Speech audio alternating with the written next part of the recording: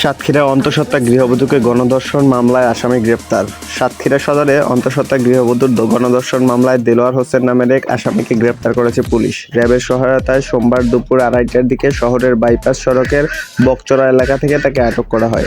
গ্রেপ্তার দেলোয়ার হোসেন সদর উপজেলার পায়রাভাঙ্গা গ্রামের রুহুল আমিনের ছেলে। মামলার তদন্ত কর্মকর্তাকে জানান, 17 মে দিবাগত রাতে পায়রাডাঙ্গা গ্রামের একটি খামারে এই ভয়াবহ দুর্ঘটনা ঘটে। অভিযোগ রয়েছে, ওই রাতের বেলা মুরগি ও মাছের সমন্বয়ে খামারের কর্মচারীকে অস্ত্রের মুখে জিম্মি করে বেঁধে ফেলে দুর্বৃত্তরা। এরপর তার 5 মাসের অন্তঃসত্ত্বা স্ত্রীকে পালাক্রমে ধর্ষণ করা হয়। একই সঙ্গে খামার থেকে নগদ টাকা ও স্বর্ণালংকার লুট করে তারা।